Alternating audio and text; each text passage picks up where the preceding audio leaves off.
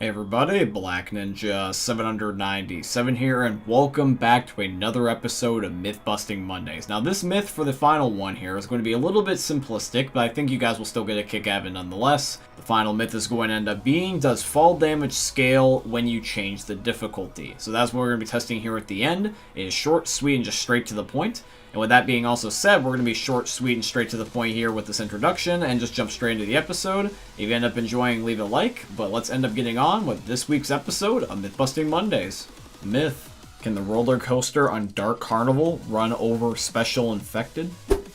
Alrighty guys, so for myth number 1, this is going to be submitted in by Zoe, and we have done something like this before in the past where we tried to see if the roller coaster could run over these survivors, which ended up being confirmed, and now we're going to be testing it on the Special Infected. So in a second here, you guys are going to be seeing a mini line on the roller coaster tracks with all the different Special Infected minus the spitter, but other than that one little difference, let's just jump straight into the myth and see what's what. Alrighty guys, so here's all these Special Infected lined up in a zombie conga line of sorts, and we're about to start the roller coaster, so here it goes. Alright, here we go. 1, 2, 3, 4, 5, 6. And it looks like that we were able to get all these Special Infected to be hit. It's just that the tank did not die because it has significantly much more HP than the other Special Infected. But yeah, this myth is going to end up being confirmed. The roller coaster on Dark Carnival can kill Special Infected. It just can't kill the tank is the one exception. Myth: can you play baseball in Back 4 Blood?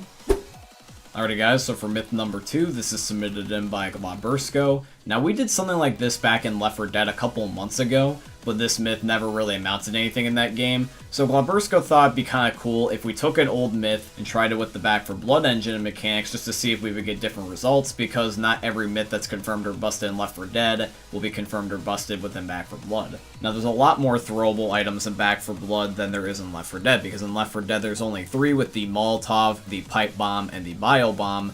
And all 3 of those are in this game, but we also have some additional ones, such as the Smoke Grenade, the Flashbang, and even the Firecrackers. So we have a lot more grenades that we can test in here, and just given the fact, once again, since Back 4 Blood is a completely different game, the results may vary. Now within Fort Hope, we were able to test the Molotov, the Flashbang, and also the Frag Grenade, but none of these 3 ended up working for us, so we needed to move on to an actual public game, and in a public game we could buy some more grenades from the vendor instead.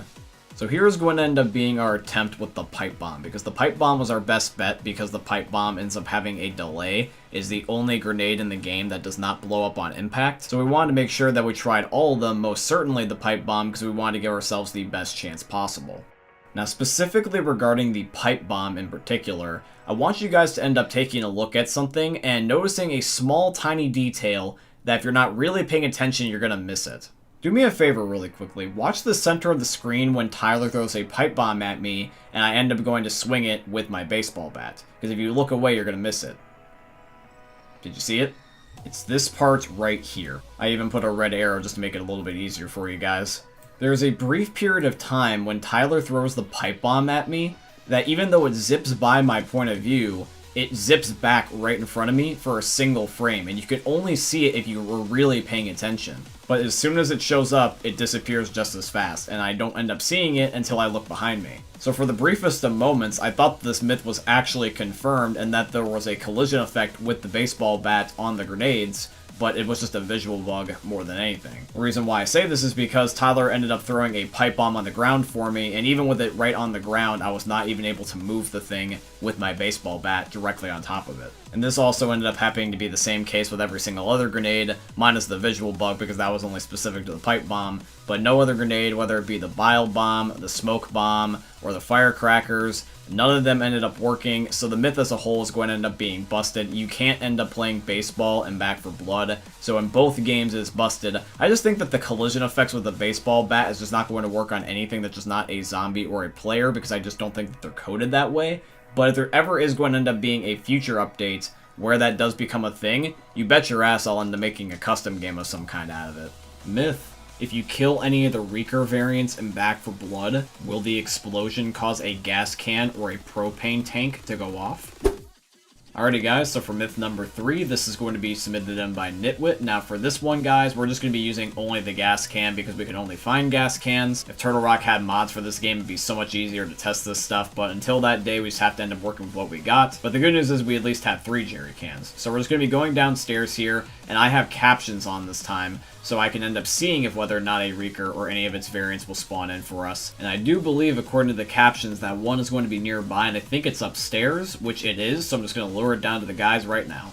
So here comes the Reeker, and we're just going to be shooting the gas cans here any second, so here we go. I see him now, so 1, 2, 3.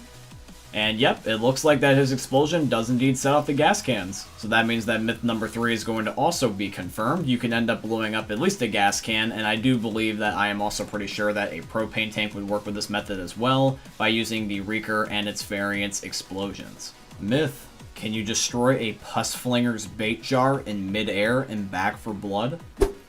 Alrighty guys, so for the second to last myth here, this is submitted in by Tyler. Now this myth is going to end up being tested with the brand new enemy type that is on the brand new map in Back for Blood. These are the guys that end up throwing essentially the Back for Blood version of a bio bomb at you and attract zombies to you. At times, and also on higher difficulty specifically, this guy can be quite annoying, and it would be very nice if we can end up timing our shots to end up destroying his bio bombs in midair, because this would save us a lot of hassle.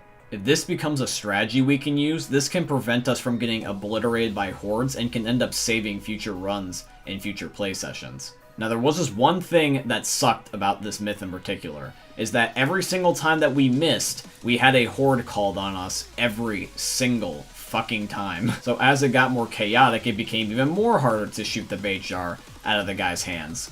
But we were eventually able to, while we were not getting completely destroyed, of a very clear shot where Tyler ended up shooting the bait jar directly. So here is Tyler's perspective of testing out this myth. And as you guys are going to clearly see here, his cursor was right on the bait jar and it did nothing. So that means that myth number 4 here is going to end up being busted. You cannot shoot the bait jar mid-air and back for blood, but God, I really wish you could. Alrighty guys, so now it's final myth time. So once again, the final myth is going to end up being, does fall damage end up scaling when you change the difficulty in Left 4 Dead 2? So let's end up switching over to Dead Center's Atrium, and let's find out. Myth: does fall damage scale with difficulty in Left 4 Dead 2? Alrighty guys, so for the final myth, this is going to be submitted in by Danny Boy. So what we're going to do, guys, is that we're going to be jumping off of this one particular spot here on Dead Center's Atrium because this will not kill us, it will only damage us, and we're just going to be doing it on easy, then normal, then advanced, and then expert. We're not doing realism within this because we don't want to have anything with realism involved. We're just doing flat-out difficulty changes from 100 HP and just seeing what it goes down to. Now luckily for me, since I end up having a mod installed that allows me to be able to see my teammates' health in addition to mine, this is going to make this myth so much easier. In fact, this myth has been a godsend recently for myth busting in general alongside Rayman mod mutations and also the admin menu. But yeah, it looks like that whenever we end up jumping off on easy mode, we end up getting around to, like, let's say 66 HP, no more, no less. It just ends up being that amount usually. Then when we switch over to normal mode, the exact same thing. Tyler ended up getting 66, and Dan also got 66. But normal mode, it's not really that different from easy mode. It's advanced mode and expert mode I'm mostly wanting to see, because those game modes I feel like will be more harsher with the fall damage. So let's try advanced mode. Keep in mind, we're not jumping, we're just flat out falling. And once again, it is 66 HP, not only for Tyler, but also for Dan.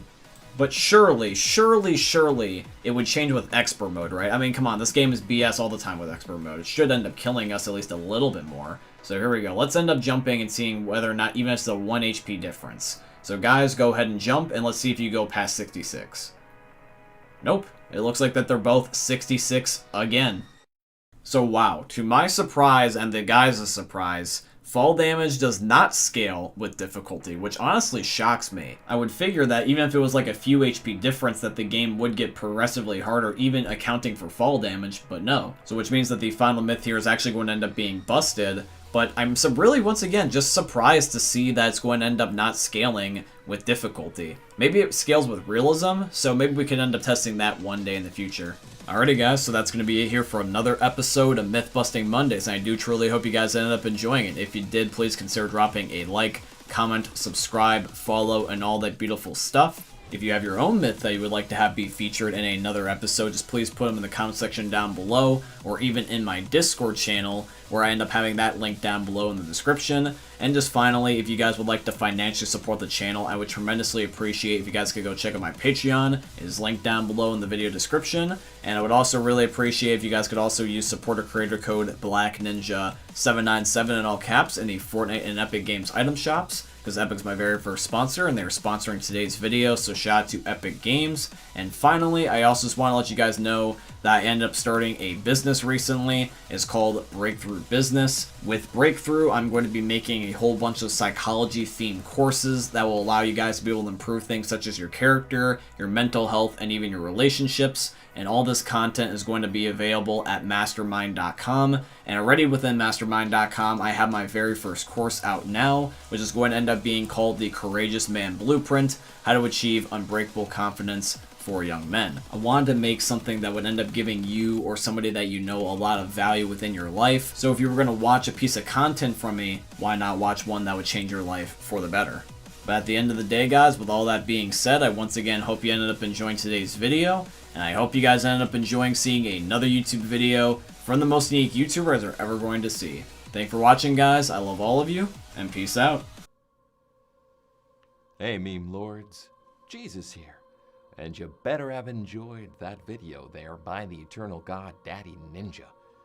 You should probably subscribe too, or the mighty Moab will come for your balls. If you enjoyed the video, you might like it too, and give me the memes. Flash, bang, boom!